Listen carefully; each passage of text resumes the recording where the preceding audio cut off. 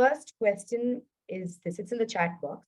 What are the practical ways we can shield our kids from such instances and make them open up about their life?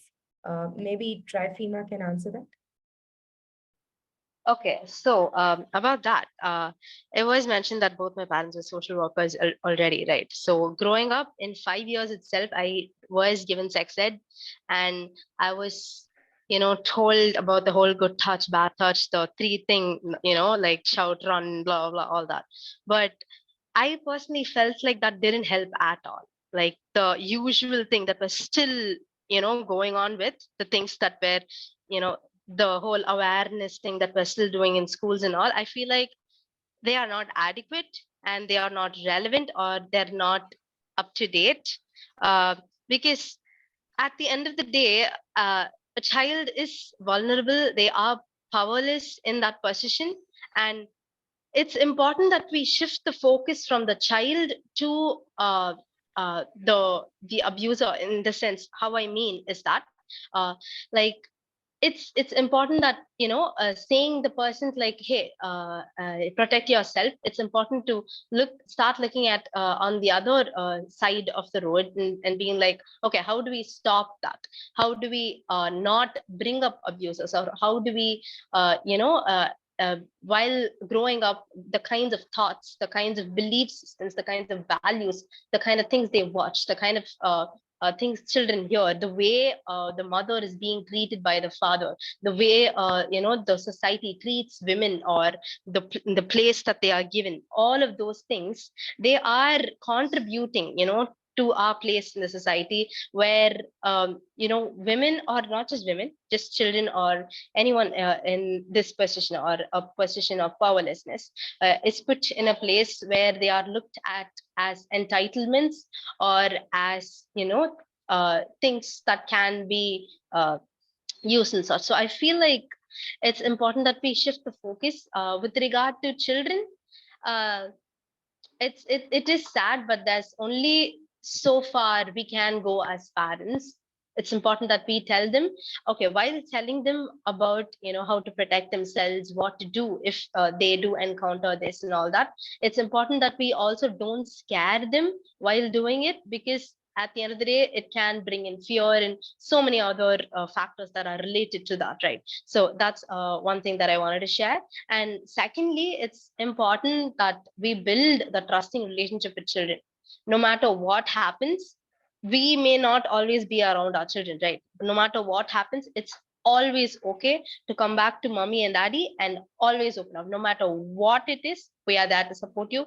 We are there for you, and we will take your side. We will take your side, no matter how close the person is, how influential, or whatever that is. So it's just the whole concept of trust, that complete trust, that the child needs to know that they are worthy and they will be trusted if they open up, and they will be protected. Basically that. Thank you, Trifina. Before we move on to question number 2, if somebody has to leave the meeting, we will have a YouTube recording that will be put up in a few days for both the Q&A session as well as the main session. And also, I request the panelists to keep your answers slightly shorter so that we can cover more questions, because there are a lot of questions coming in right now. So here's the second question. What are some legal steps that we should take while we come across child abuse, especially when the parents do not want to expose the incident? Aspi ma'am, maybe you can take this question. So legal step is, but why they want, when the parents do not want to expose the incident, means then it is like they have to go to the child welfare committee and just tell about the whole incident, because child who are in need of care and protection, they have to go to the CWC. Or if they can tell to the child line, no, they just inform the incident, tell the child line people that such incident happened and they don't want to disclose about a person or individual. They can use that mechanism will be better instead of going through any other source, because it has to be reported. When a child has gone through some sort of abuse, that it has to be reported. So that is for sure. But you can seek the help of Childline 1098. Or they can go to the committee, Child Welfare Committee in their district, respective district. So I feel that better go through this child line, or there is also a district child protection officer. If they've got their number of their own district, they can go and they will help you all out. They'll guide you all through all this. All right. Thank you, ma'am. Here's another question for you, ma'am. What are the lacunae in POSH Act? Is there any help for those women and men who are lured into giving their consent to participate in a sexual act through the act, through the POSH Act? Many, like, no, because this act has come in 2013. After that, the amendment was done in 2016 of giving the importance for the ICC members alone. But there are many areas where they have to really rework on, because men are also going through a lot of harassment, and same-sex harassment is happening, and giving the consent to, you have to, that is lacuna, is you are the person who's having or experience anything, they have to just be vocal. See, your concept of the whole Lighthouse is shout. Just be vocal. Tell them, tell your pain, tell that I'm not comfortable. Just don't sit with the pain. That's what I would like to say regarding this. So the question also vanished, I think. Yes. No, ma'am, it's there in the chat, I think. Okay, all right, we'll move to, thank you, She had ma'am. asked that. Yeah. Ma'am? It's there in the chat, ma'am. Yeah. Okay, moving on to question number 4. I have noticed my dad watching inappropriate videos. I had this fear that he would behave inappropriately with me, but he didn't. But I still feel uncomfortable around him. How do I overcome this anxiety? Jamila, ma'am? Okay. Right. I don't know whether the father gave her any other reasons to feel uncomfortable, but if she feels uncomfortable, she should take all measures to make sure that she doesn't expose herself, to any situation where she might feel scared or anything like that. Having said that, she should not judge him by his use of pornography. Okay, because yeah, it's a very common thing and it's a struggle which many go through. Maybe he's struggling with it. That's a fact. That's all that I can say. She just needs to be careful around him. I understand that she's scared because she's nervous about him doing anything to her, but I think it's probably more than just pornography. There must be something else. So if she needs to talk to somebody, perhaps she should. All right, thank you, ma'am. Question number 5. How to communicate boundary lines with another person to a child? Trifina, maybe you can take this.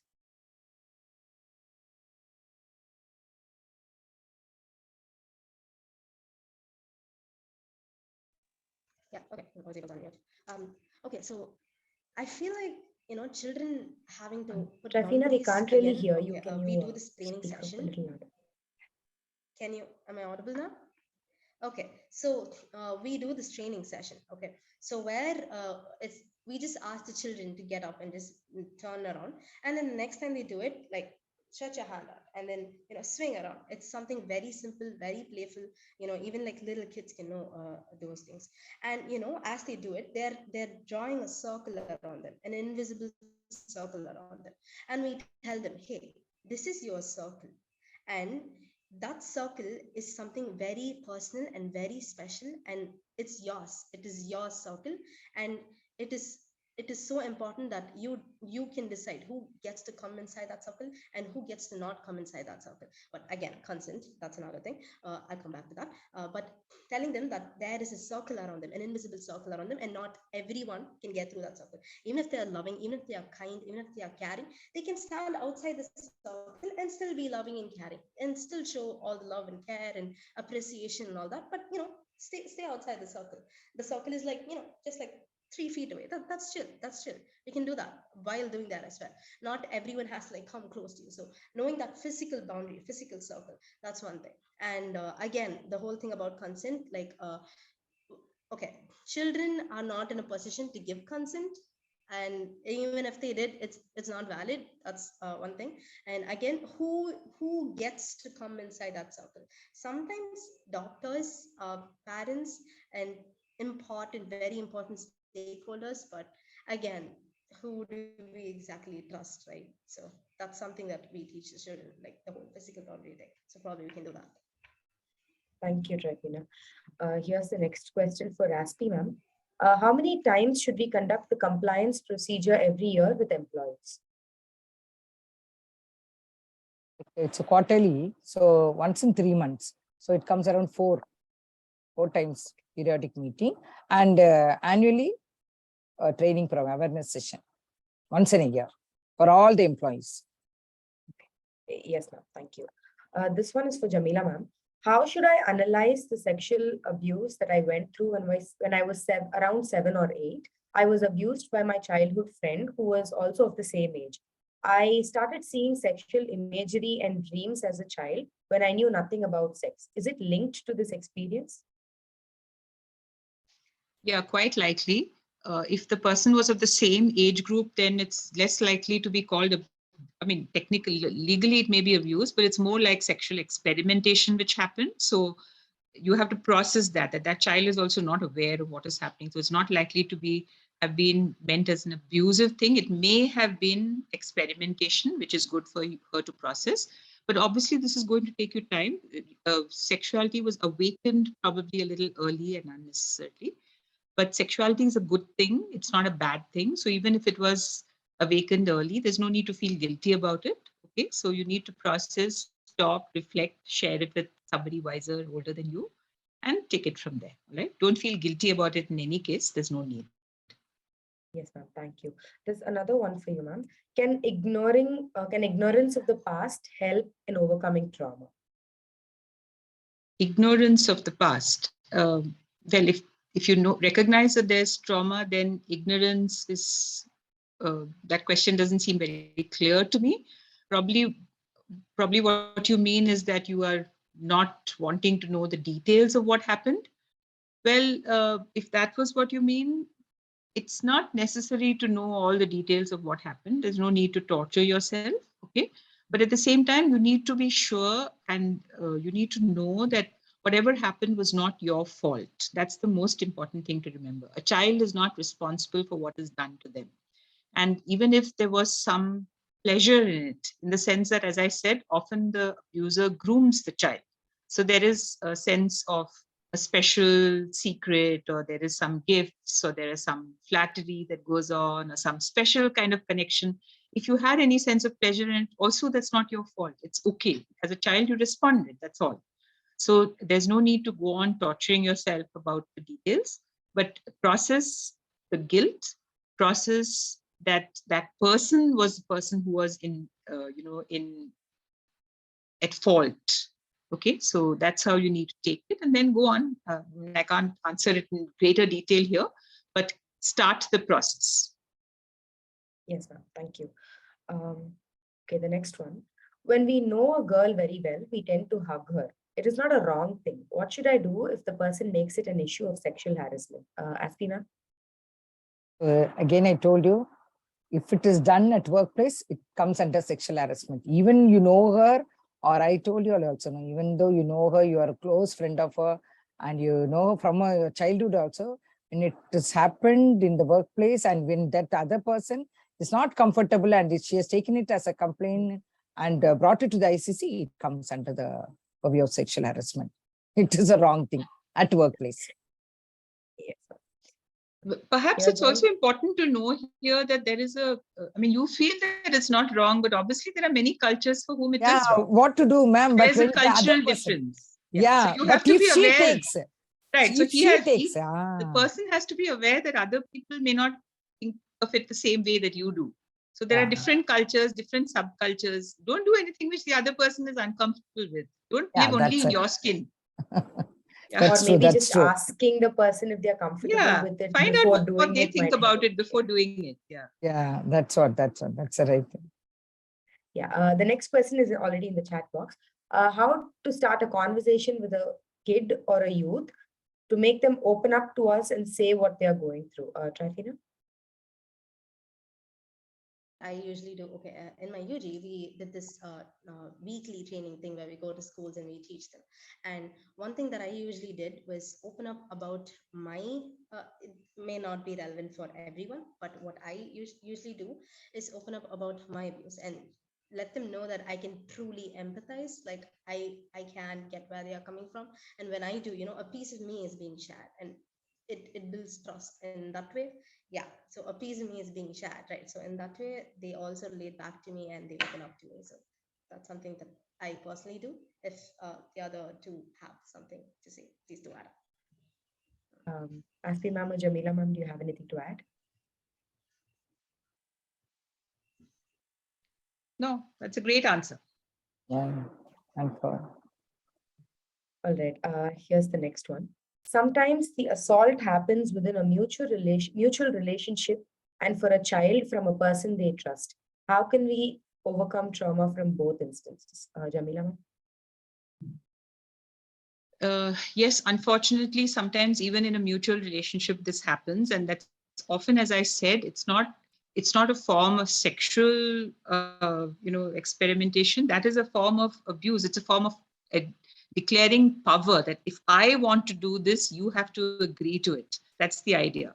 That I said it, you have to respect what I think and feel. Therefore, I have the right to take from you any sexual favors that I want. That's the idea. So I think you need to talk early, and you need to, when Trifi was talking about the early methods not working, I was just wondering what more we could do to make the child understand this. And I think the important thing is to make children feel empowered enough to say that see, I do not like this, or I want this, or this is what I think. So the children should be bold enough to speak for themselves, to say that this is how I think. I'm not going to agree to this because these are my boundaries. So to have that sense of power and confidence, that is something which we need to teach our children. And that can only happen when we allow them to speak. Often we stop children from questioning, we stop children from expressing their viewpoints. We don't like it if they question us. If we do that, then they lose confidence. No? So we need to generally encourage children to feel that they have the right to their opinion, even if they're wrong. We need to speak to them respectfully, even parents to their children. So perhaps that will teach them to be bolder in a mutual relationship, to say clearly that no, this is not acceptable. If you're trying to force me into this, I will break the relationship rather than submit to it. I don't have to submit this. So that kind of confidence the girls and some boys also need to have. Did I answer the question? Yeah. Yes, ma'am. Thank you so much. Aspi ma'am, this one's for you. In cases where both the parties are minors, say about 14 or under, what is the process or basis for judgment? That is, you're talking about the sexual abuse. Yes. So it comes to the JJB board only, Juvenile Justice Board, where the child, usually importance is given for the female child because she is the one, they consider her as a victim. So they go through the process of getting her interim compensation and the other things, medical. But the boys are usually, they feel that the boys should be kept in the observation home. But now, after this 2015 Act, if the parents are if the parents are informed and they pay the surety and the child, both of them are sent back to their families, but they go through the process of this trial and other things, no, till the judgment. It takes about 2 years because the police, it goes through the FIR and the charge sheet and other things. So they have to go through the trial process. It takes about 2 years till that the other person gets a compensation. Okay, thank you, ma'am. Trifina, maybe you can answer this one. Why did I freeze when a guy masturbated in front of me? Why didn't I run away from that place? The way it happened, I was not able to share with anyone. So the basic three responses, right? Freeze, fight, and flight. Um, Actually, that's something that actually also happened to me, and I was so mad at myself. This is like in my third year, and this was when I was like going out training, doing so much of like advocacy and something. So it wasn't exactly masturbation. That's this person, he kind of did something. Is really inappropriate, really awkward, and I just stood there and I just froze. And after some time, I just literally had to like run away from there. And after going back home, and I was like, wait, did I just run away? Did I just run away? I was also a little bit mad at myself because I knew what I could have done. Like I was in that position where I could do stuff, where I thought I had regained power and everything. But in the moment, I feel like our bodies react in ways that we don't intend it to. And I just feel like that's just how we react at times, and it's okay for us to do that. And okay for us to not not have to like show up for ourselves or not look strong. It's just that it's impacting us and it's affecting us, and it's okay to feel that way. And you know it's it's just that. So All right. Um, Thank you. Here's the next one. Jamila ma'am, you can answer this. Can an abuse victim turn into an abuser because of the trauma that they have gone through? Yeah, often happens because that's the way they know how to relate sexually to people, and that's the way they have learned sex is part of power. And so somebody does it to you and you do it to somebody. The idea of sex as a means of expressing love or tenderness or a relationship is not what the child has learned. It's not what the person has learned. So this bad lesson that they have learned, they act out. It's quite possible, very common that this happens. And that's why I said that often we need to work with the abusers as well to, to change their wrong cognitive distortions. Thank you, ma'am. The next question, I think any one of you can answer it if you feel fit.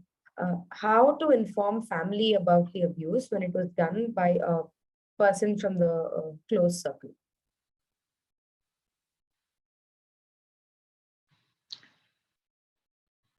Yeah, this is difficult. And this is why sometimes it depends on what the relationship is. Often it happens because the person has groomed the child, and then the parents also trust that person and they're becoming a sort of special uncle or cousin or something like that. So there is a sense of disbelief if the child talks about it, which is why the child often doesn't talk for many years. So again, prevention is best here, where we need to understand that the child should be trusted to speak and anything they say should be acceptable to the parents. If that situation is not there, then yes, it is really difficult to do it. But the only way you can probably do it is by making sure that you always speak the truth so that the parents know that, okay, if this child is saying it, it's likely to be the truth. So make a reputation for yourself that you speak the truth. In which case they will be readier to accept that, okay, if you're saying it, it's bound to be true. We will respect you for that. Quite a difficult situation for anybody. Yes, it is really difficult. So thank you, ma'am. The next one is this. I have been abused by a woman after she got married. Her husband threatened to kill me for the incident, but I feel like killing that person because I feel like murder is the only way I can justify what happened. What should I do? It's open for all three of you. I think this person needs help, so please go and That is what help. we cannot can't bring address him. you over here. This is not a Doesn't simple come under situation. any It'll of give you our. it doesn't give you a 2-minute answer for that. You will require yes. a lot of help. So please go and get help. can I give an answer for that? Yes, Shreya. Yeah. I had a lot of rage as well, like against men and everything, a lot of rage. But at the end of the day, what truly helped me was speaking up about it, and actually, I know very insane to do, but it was actually forgiving those people. It helped me move on. It helped me like move on, like closure. It helped. I know, so insane, but it will take time. First, enough, like put that all out, bringing it all out, like wherever you want to, like, or however you want to channel it. It's all about expression, like bringing it all out and expressing it all out, and slowly taking it all outside of you. And then I don't know, it's important that, not important, up to you, but forgiving it helped. It really helped. It gives closure. It helps you move on, and it helps you see things from a different perspective, even from the perspective of the abuser. It helped. So Thank you, Ravina. We're down to the last few questions. For those of you who are still here, thank you so much. And if you do have any more questions, please drop them into the Google Forms. So the question is this: do you recommend the CSA survivors to undergo psychoanalysis to heal faster?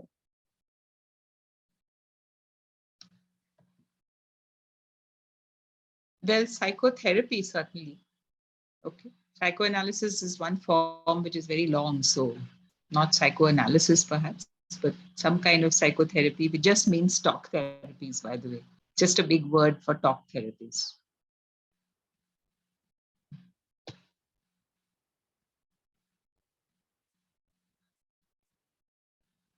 We don't have any more questions for now. So I want to individually thank all three of you, Aspi ma'am, Jamila ma'am, and Trifina, for really joining us and giving us such an insight into this whole this whole topic. I think even if we haven't found all the answers, I think we've been enlightened to a lot of new things. So maybe this will encourage us to actually go and read more about it, and maybe give us a little bit of knowledge as to how we can help somebody who's going through this. So thank you so much. And I'm really glad all three of you agreed to join us. So I think that's it for today, ma'am. Thank you.